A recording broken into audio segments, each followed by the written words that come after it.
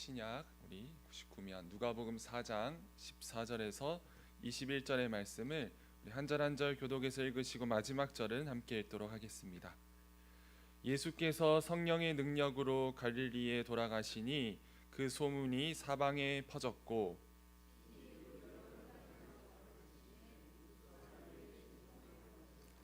예수께서 그 자라나신 곳 나사렛에 이르사 안식일에 늘 하시던 대로 회당에 들어가서 성경을 읽으려고 서심해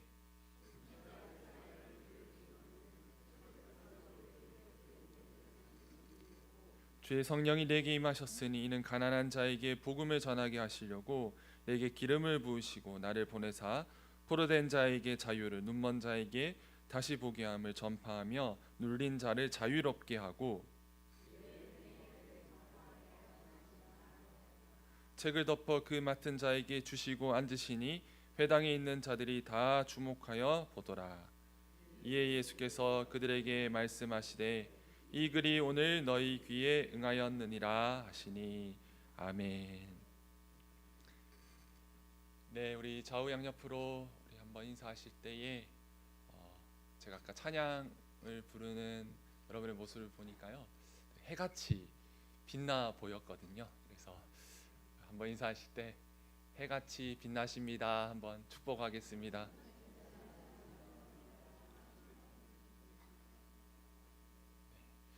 네, 우리 주님이 빛 비추셔서 우리가 빛나는 인생과 삶이 되기를 간절히 축복합니다. 저와 여러분들은 저마다의 관점을 가지고 있습니다. 똑같은 사건과 똑같은 이야기를 경험할지라도 저마다의 생각과 저마다의 관점과 저마다의 느낌이 있기 때문에 똑같은 것을 보고도 전혀 다른 이야기와 또한 고백을 하기 마련입니다.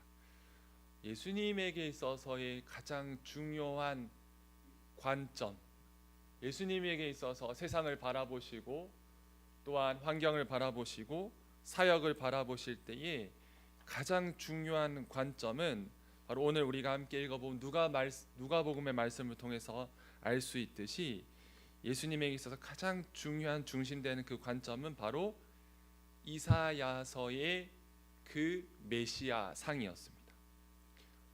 이사야서에서 말하고 있는 메시아에 대한 예언과 메시아에 대한 모습은 어떻습니까?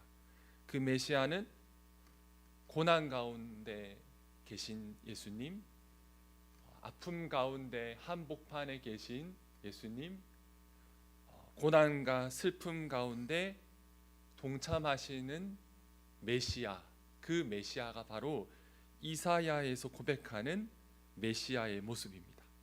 특별히 누가복음에서 그려지는 예수님은요, 가난하고 연약한 사람들의 한 복판에 계신 예수님의 모습을 그리고 있습니다. 예수님은 늘 가난한 사람들, 억압당하는 사람들의 곁에 계셨던 것이 아니라 그들의 삶에 들어가셔서 그들의 삶의 한복판에서 함께 생활하시고 함께 이야기 나누셨던 분이 바로 예수님이십니다. 그런 예수님은 자신의 사역과 소명을 감당할 때 힘들고 지칠 때마다 돌아가야 할 소명과 사명과 부르심의 자리가 있었는데 바로 그 부르심과 사명과 소명의 자리가 바로 오늘 말씀을 통해서 발견할 수 있는 고백입니다. 바로 이사야서의 고백. 이것이 내 인생과 내 삶에 있어서 언제나 되돌아보고 언제나 기억해야 할 나의 자리임을 예수님은 잘 알고 계셨던 것입니다. 여러분들께서도 매번 신앙생활이 완벽하고 또 즐겁고 은혜가 넘치시나요? 네. 아멘이면 너무 감사합니다. 그런데 또 한편으로는 부끄럽지만 저 스스로도 신앙생활을 하다 보면 어떨 때는 참 믿음이 넘치고 감사함이 넘치고 기쁨이 넘치고 또 성령 충만하는 그 순간들이 있지만 어떨 때는 내가 왜 믿어야 하는지, 또 신앙이 흔들릴 때도 있고 힘이 빠지고 무기력해질 때도 있고 믿음이 사라지고 내가 기도하는 이 기도가 과연 이루어질 것인가라는 의심과 두려움과 염려로서 살아가는 그때도 우리에게는 있는 것만 같습니다. 그럴 때마다 우리가 다시금 되돌아보아야 할 것은 바로 하나님이 저와 여러분들을 부르신 그 소명의 자리, 부르심의 자리, 말씀의 자리로 언제든지 저와 여러분들이 돌아가야만 한다는 것입니다. 예수님이라고 두려움과 염려가 없으셨겠습니까?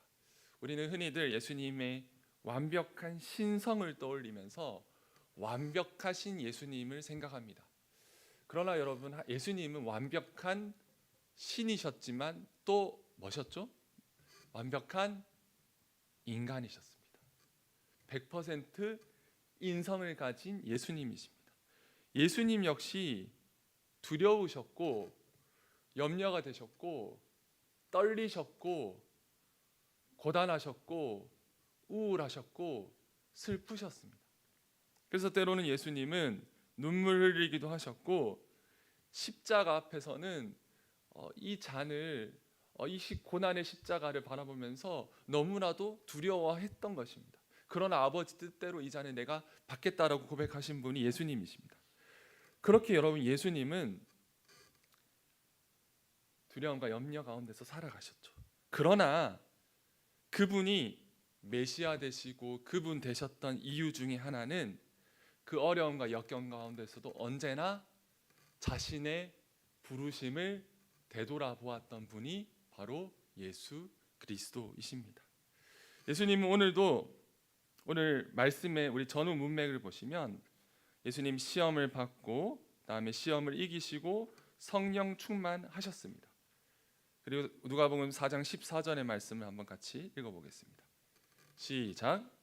예수께서 성령의 능력으로 갈릴리에 돌아가시니 그 소문이 사방에 퍼졌고, 시험을 받고 성령 충만하셨고 그리고 갈릴리로 돌아가시고 사방에 그 소문이 퍼졌고, 그리고 예수님께서는 그분이 자랐던 나사렛에 들어가셔서 오늘의 이야기가 그려지는 것입니다. 이사야서의 두루마리를 그분이 들고 읽으시고 오늘 이 말씀이 나에게 응했다라고 고백을 하는 것입니다. 여러분, 이제 설날이라 고향 땅에 가실 텐데, 여러분, 예수님께서 나사렛 가셨을 때 어떠셨을 것 같습니까?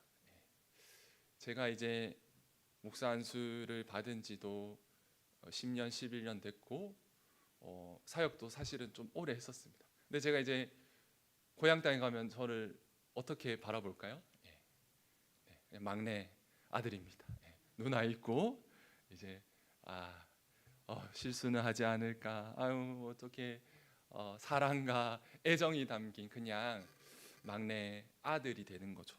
예수님께서도 나사렛에 가셨을 때 나사렛 동네 사람들이 예수님을 보고 메시아다 이게 아니라 우리 옆집 저기 마리아네 첫째 아들이네, 요셉의 첫째 아들이네, 예수님도 우리 옆집 누나도 있고 옆집 형님도 계시고, 그런 삶의 터전으로 예수님은 나사렛으로 나아가신 겁니다. 예수님이 이 말씀을 하시는 건 사실 되게 부담스러웠을 것이고, 예수님을 바라보는 사람들의 시선도 사실은 여러 가지 의문과 의심과 의아함이 예수님을 향한 시선이었을 것입니다. 그런데 예수님은 이사야서의 두루마리를 펼쳐서 읽으시고 오늘 이 말씀이 내게 응했다. 그리고 나는 이것을 위하여서 이 땅에 왔다라고 담대하게 선포를 하시는 겁니다. 그리고 자신이 이것 때문에 메시아이며 이 이사야서의 말씀을 가지고 내가 살아가겠다라고 첫 설교를 하는 거죠. 첫 설교 얼마나 중요합니까? 첫 이야기 얼마나 중요합니까? 의미 없는 얘기를 하지 않을 것입니다. 예수님에게 있어서 이 오늘의 말씀은 사실 예수님의 전체 인생과 공생의 사역 중에서도 가장 중요한 핵심이 담겨 있는 그분의 의도가 담겨 있는 고백인데 그 말씀이 이사야서의 말씀이라는 겁니다. 그럼 이사야서는 어떤 말씀입니까? 이사야서 1장 11절에서 13절의 말씀이 있는데요. 우리 11절의 말씀을 한번 읽어주시면 감사하겠습니다. 시작.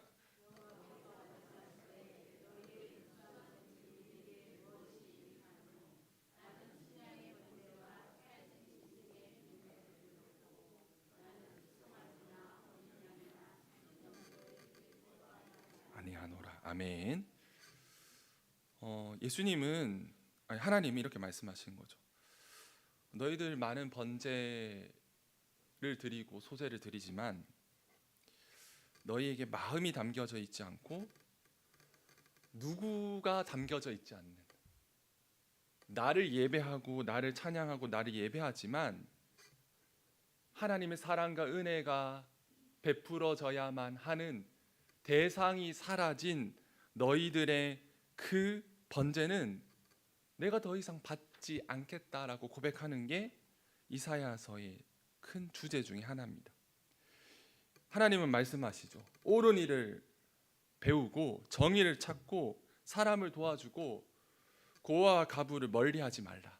그러면서 하나님은 너희가 하나님께 무엇을 해야 하느냐도 너무 중요하지만 하나님께 어떻게 해야 하느냐도 중요하지만 이사야서에서 계속해서 우리에게 던지는 질문은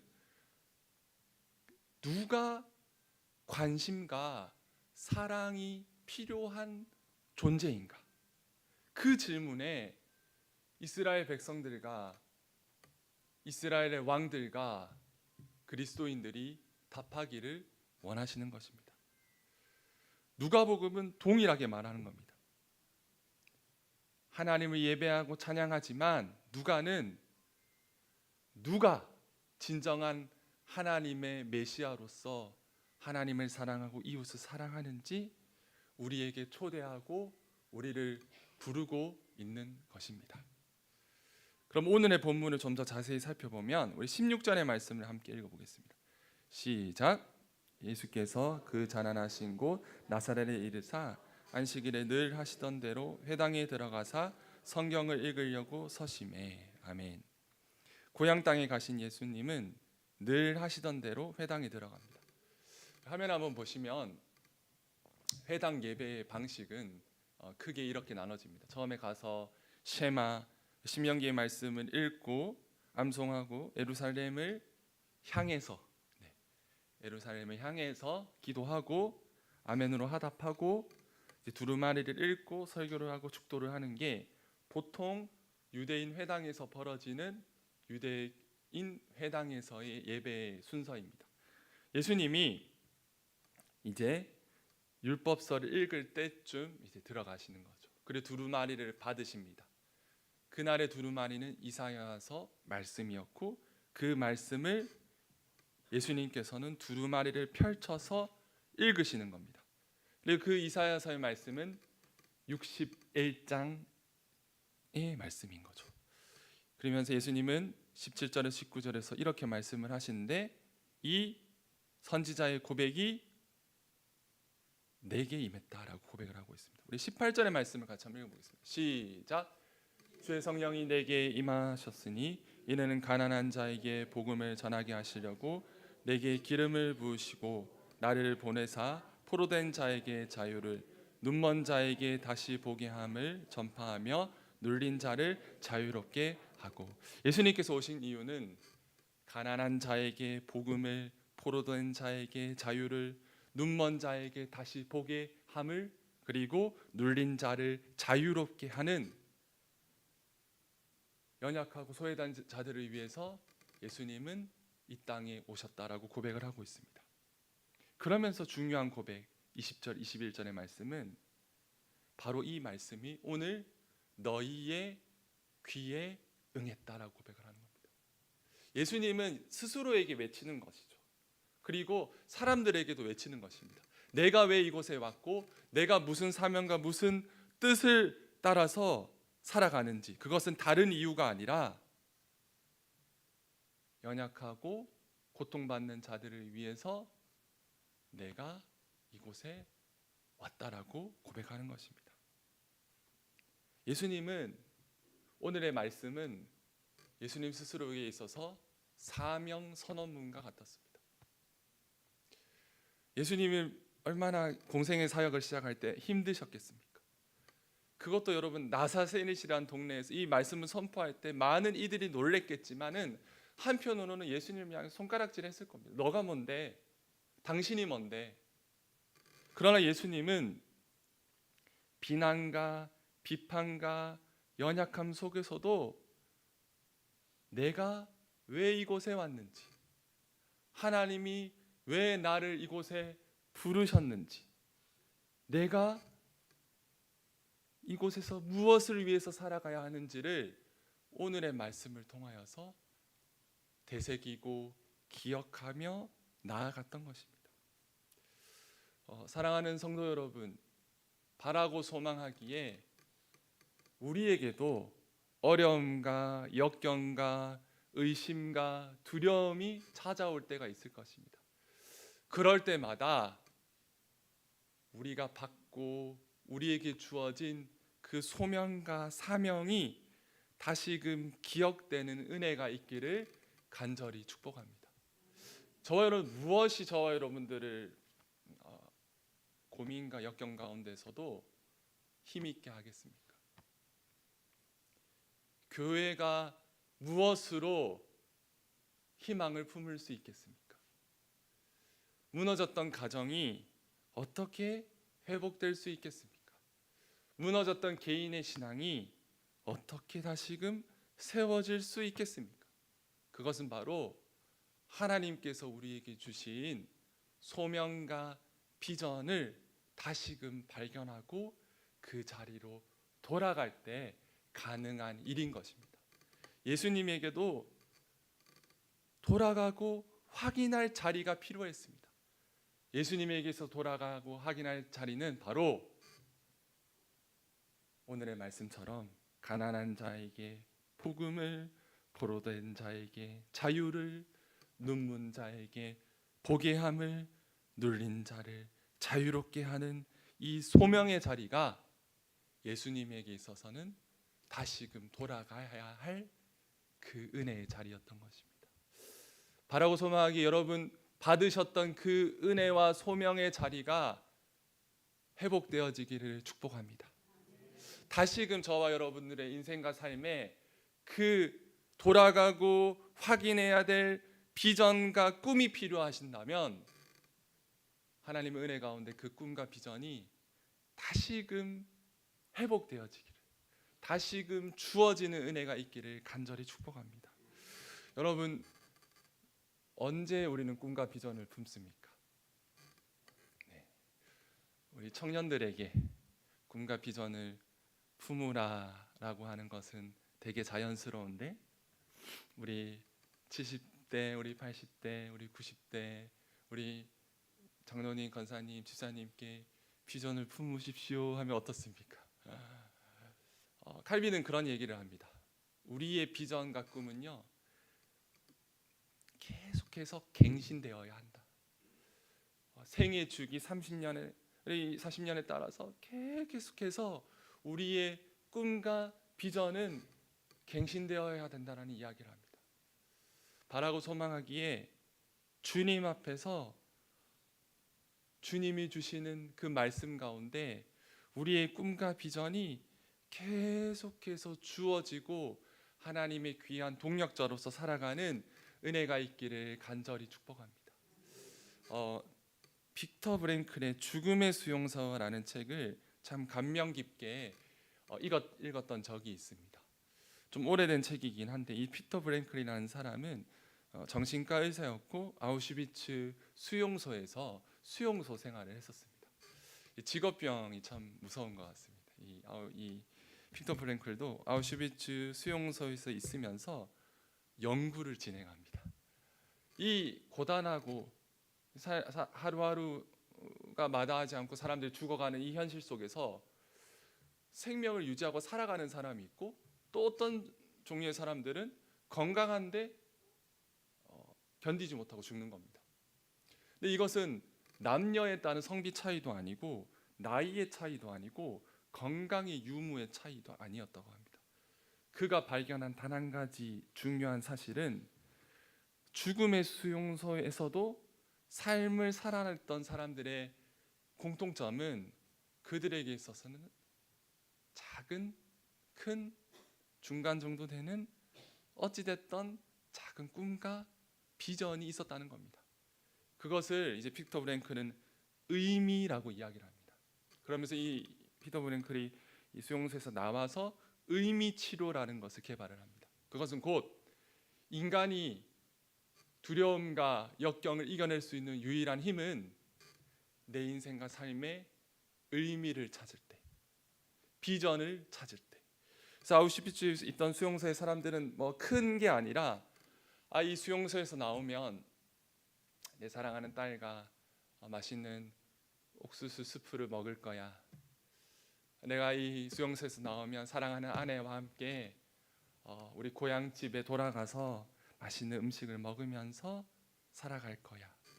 내가 이 수용소에서 나오면 내가 꿈꿨던 내 직업 다시 한 번 더 열심히 살아내 볼 거야라고 비전과 꿈을 가진 그들이 그 고난과 역경 가운데서도 삶을 영위해 나갈 수 있었던 것입니다. 우리도 마찬가지입니다.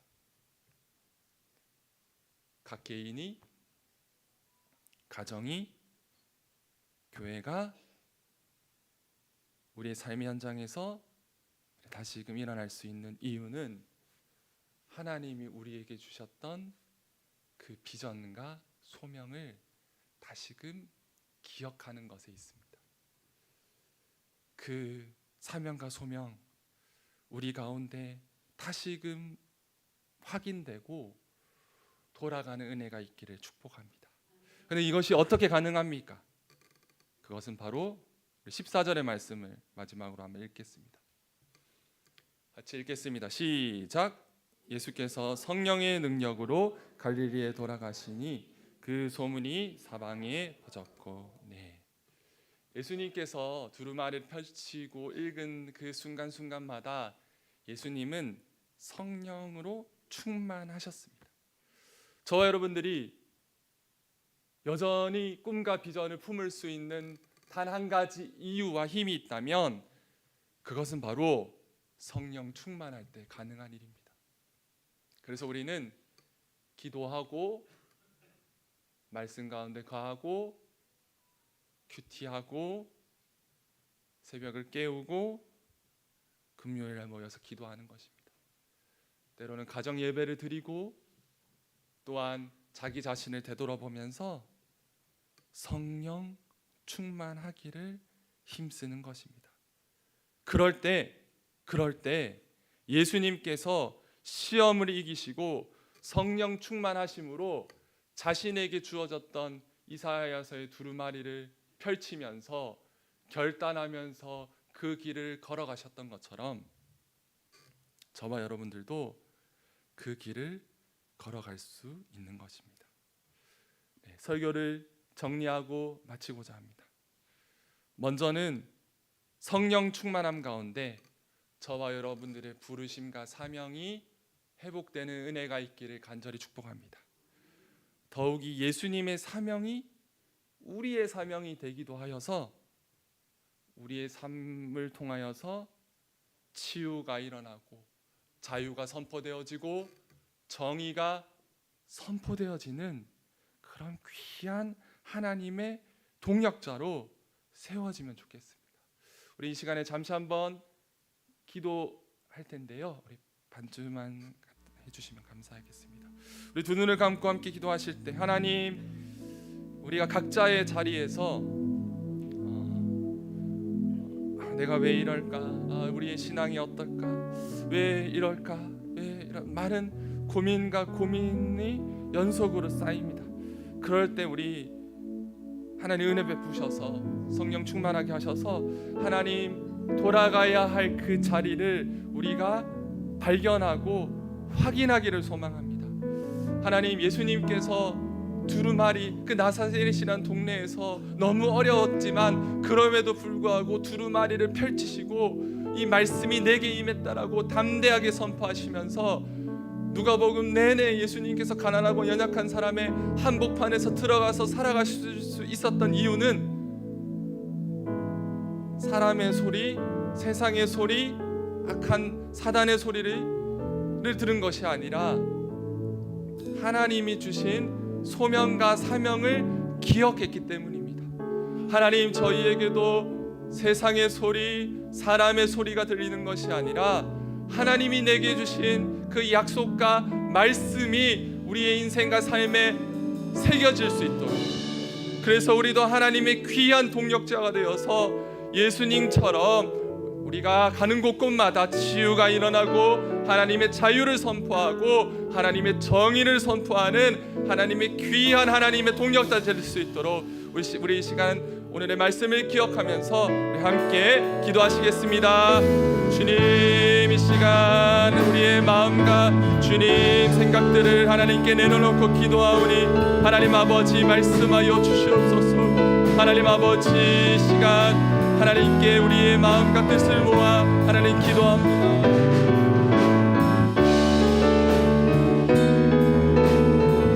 하나님 아버지, 우리가 돌아가야 하고 확인돼야 할 그 자리를 하나님 아버지 다시금 회복되어질 수 있는 은혜를 허락하여 주시옵소서. 하나님, 그 자리가 회복되어지고 하나님 그 자리가 회복되어지고 하나님 아버지 그 자리가 회복되어지기 원합니다. 하나님 아버지, 우리가 돌아가고 하나님 아버지 확인해야 할 하나님 그 자리가 하나님 우리 인생과 삶에 다시금 회복되어지기 원합니다. 그래서 하나님, 사람이 말하고 하나님 세상이 뭐라고 말해도 하나님 아버지 말씀대로 살아갈 수 있는 은혜와 은혜를 하나님 허락하여 주시옵소서. 하나님 아버지 함께 하시고 하나님 함께 하시고 하나님 함께 하시고 하나님 아버지도 하나님 길을 열어주시고 하나님 말씀을 여주시옵소서.